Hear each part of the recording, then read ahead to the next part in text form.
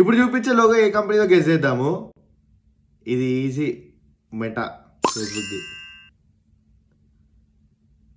ఇది టార్గెట్.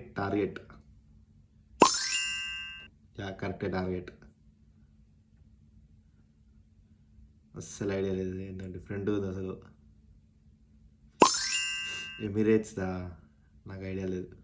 అంటే అండర్స్టాండబుల్, కానీ ఐడియా లేదు నాకు. ఇది అర్మానీ ఎక్స్చేంజ్, కరెక్టే.